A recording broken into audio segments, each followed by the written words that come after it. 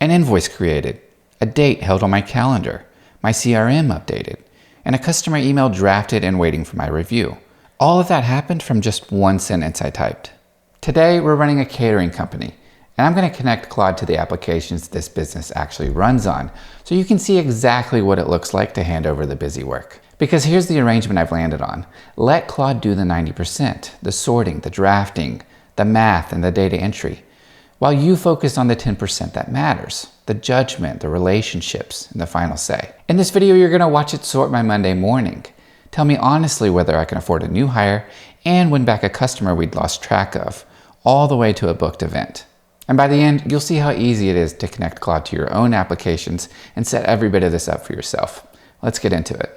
So we're going to be using Claude Cowork today, and if you're brand new, you can go to claude.ai, create an account, and download the desktop application. And a heads up that Cowork does require a paid subscription, and my hope is that you will see it can be very much worth it by the end of this video. So the first thing we're going to do is connect to our applications, and I promise this is only going to take you just a few minutes to do yourself. There's a couple of ways to get there, but if you go to the bottom left here, settings, and then connectors, and then at the top right, you'll see an add button and then browse connectors. And as you can see, there is a massive list of tools and applications that you can connect to, and this list is growing every month. But every business, including yours, typically runs on the same few things. So your money, your communication, your time, and your customers. And for our catering company, that's going to be QuickBooks, Gmail, Google Calendar, and HubSpot. And if you're already thinking, well, I don't use QuickBooks or HubSpot, so this doesn't really apply to me, stay with me. But the great part is all of these apps are interchangeable, and it's really the workflows I'm about to walk you through that'll still apply regardless. And so after connecting to your applications, it's going to show you a permission screen that looks like this,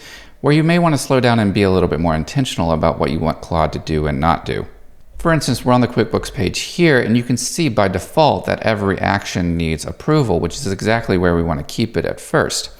But as I'm scrolling down, if something makes me slightly uncomfortable, like say creating and sending invoices, then you can see I can just block it here altogether. So I'm going to set everything to allow but needs approval, but you set it to whatever your comfort level is today, and then you can always go back later on and change it as perhaps Claude gains more of your trust. So with everything connected now, we're going to start where typically everyone starts their morning, the inbox.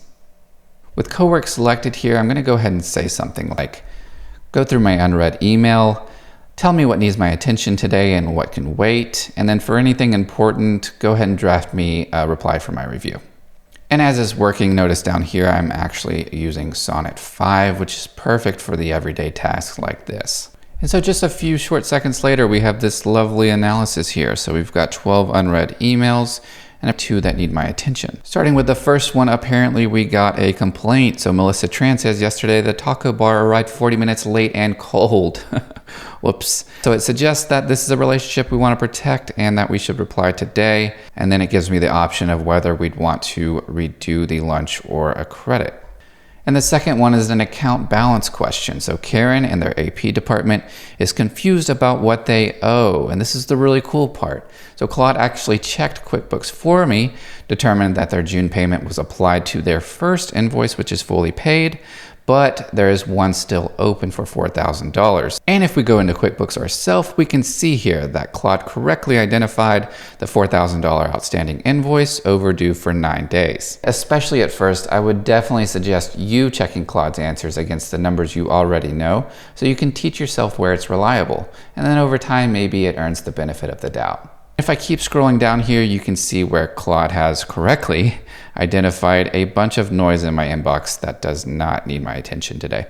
And as promised, here are the 2 drafts sitting in my Gmail folder. Of course, I'm still going to want to tweak the emails here and there, right? Because it's still important that my voice is being reflected. And I believe we should be using AI to show up more in our relationships, not less. And to go a step further, I could even set this to run every morning on its own. And that's the part that's really changed my mornings. I'm away from my desk and Claude's already filtered the inbox and staged drafts for me to review. And it's really these tiny habits that can compound into a serious amount of time saved over the course of, say, several weeks or months. So whenever you hire someone too early, payroll can eat you alive, but hire someone too late and you get burned out instead. The difference between these two scenarios is the math that nobody really has the time for. So let's see if Claude can handle it. I'm thinking about hiring somebody at $4,000 a month, Look at how the business has actually been doing and tell me honestly whether I can afford it. Give me the best case, worst case, and what would have to be true for this to work, and put it all in a spreadsheet that I can look through. I want you to notice what's not in that prompt. I didn't even tell it where to look.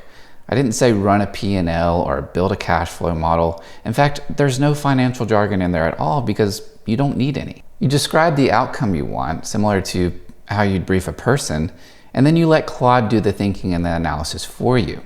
And another quick thing to note while it's still working, I did choose Opus instead of Sonnet because this is definitely a task where I'd want Claude's extra reasoning to kick in. And so here is the Excel file that it just created after a few minutes. So can Dylan's Catering Co. afford a $4,000 a month hire? And you can see the summary here. So probably yes, but only if the hire helps grow the business, not if it's pure overhead. And then it's giving me, it looks like an overall synopsis of the performance of the company over the last 6.5 months. And then it provided the 3 scenarios that we asked for. And if you look at each of these cells, it's actually referencing to other tabs in the workbook, which we can look at in just a second. And then if we scroll down to what would have to be true, it provides some what I think are pretty good insights here. So the hire would have to grow revenue, not just add cost. You need a bigger cash cushion first. You have $31K in cash, another 16 tied up in unpaid invoices before committing. Tighten those collections. I really like that advice. And then the fall holiday season would have to hold up. It's recognizing that this is a cyclical business. And I really like this last insight that it provides, which is basically saying, if you plan on hiring a W-2 employee, then it's going to be a little bit more than $4,000 a month after you layer in the payroll taxes. The next tab here provides all of my QuickBooks data, which I did verify all looks correct. And there's formulas throughout all the other tabs that are actually referencing this data, so you can see where it's all coming from. And in the scenarios tab, it's again providing all of these scenarios that we requested in the original prompt. And for extra revenue the hire drives this month, if I want to say 14,000 instead of 12,000, you can see how Claude ensures that everything's formula driven, so it updates dynamically. And then last but not least, the break even tab, which of course I didn't even ask it to do. It just realized that in order for a new hire to be worth it, new revenue would have to be generated. And so it created this analysis here to determine that apparently I would need an extra $10,000 a month to break even. So if you know your way around a spreadsheet, then that probably takes you an entire evening. And if you don't, then maybe it doesn't even get answered. Either way, now it takes just a few minutes. And we get back to the 10% that I keep talking about. This still requires your judgment, and maybe it's even something you want to share with your accountant as a double check. But the thing I want you to realize is that this is a pattern, not a one-off. What happens to my profit if I raise my prices by 5%? Can I make it through the slow season without borrowing? And should I buy the van or keep renting? None of those are catering questions, they're business questions. And when you connect Claude to your tools, it can provide some really valuable feedback that may surprise you. Good customers fall through the cracks every year, and not really because anything goes wrong, but because everybody just gets busy and forgets. Why don't we put Claude to work to go try to find one? Find customers who spent more than $5,000 with us last year but haven't booked anything this year. Find our last email conversation with each of them, log them as deals in HubSpot so we can track this, and draft a short personal check-in for each one, and be sure to reference their actual event. And the same aside as before, if your customer history lives in a different CRM or maybe just a spreadsheet on your desktop, this can work the same way, just point Claude to wherever that is. But let's think about what's actually going on here.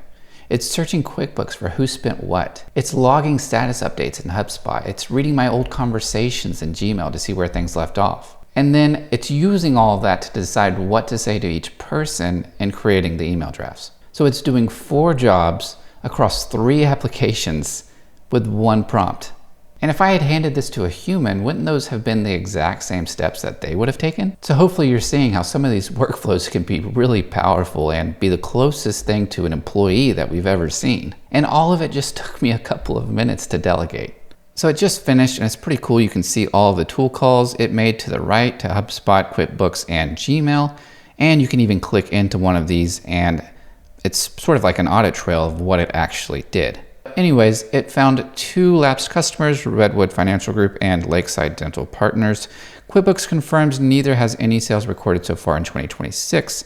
The HubSpot deals have been logged, and it looks like it found the last email conversations just to see if there was anything there noteworthy. And lastly, it created the drafts. You can see each of the drafts here, and when we dig down into one of these, you can see where it also correctly referred back to the last event that we catered for them. And again, would I tweak these emails before sending? Yes, absolutely. I know Marcus well, and so this is my chance to truly make it personal. And it's really your final touch that makes all of this work. And now, let's say just a couple of days later, my outreach actually pays off, and our good old pal Marcus here wants us back to cater the same holiday reception that we did last year, except this time for December 11th. Let's see if we can save ourselves 30 minutes of admin work. Per our email conversation, Marcus said yes for December 11th, so let's set them up. Create the 50% deposit invoice in QuickBooks, same price as last year, hold the date on my calendar, update their deal in HubSpot, and draft me a confirmation reply. And you can see the lovely list of tasks that Cowork has set up for itself. And for anyone curious, this is actually where Claude is pulling out context that we created in my prior video. I can provide a link for anyone's interested. But for instance, for writing rules, ensuring that the email is written in my voice and that business rules are being followed. And so there is the invoice created, the calendar hold, the HubSpot status update, and the draft. All updated without me having to do anything manually. So imagine how many other administrative workflows out there that can be taken care of in just one prompt. And you probably noticed something about that last one. Booking a job is typically the same steps taken every single time, which would make it a great contender to turn into a skill. Same workflow triggered in just a couple of words in a moment's notice. That's where all of this starts to feel really comfortable, and I'll be discussing a lot more about skills in the next video. Before connecting anything, there's one honest conversation we need to have because your results depend on something we haven't talked about yet, which is the state of your data. Everything today ran smoothly because of a really boring reason. The catering company's books are clean. That billing answer that we demoed earlier was correct because Meridian Tech only exists once in QuickBooks. Not as Meridian, Meridian Tech Inc., all holding portions of the balance, which is something I see all the time. So if you've been in business for years, then some of your data probably is a mess, and that's completely normal. That's no reason to give up. It might just change your first prompt. Maybe you ask Claude to audit your data so that I can identify potential duplicates or missing info or miscategorized transactions. Then just to be extra safe, you make the changes by hand. So Claude identifies and strategizes with you, but you verify and change yourself. All right, so my final advice, don't try to connect everything at once. Just do what I did, pick a few tools, get comfortable, test the waters with some small tasks, and then layer in more over time.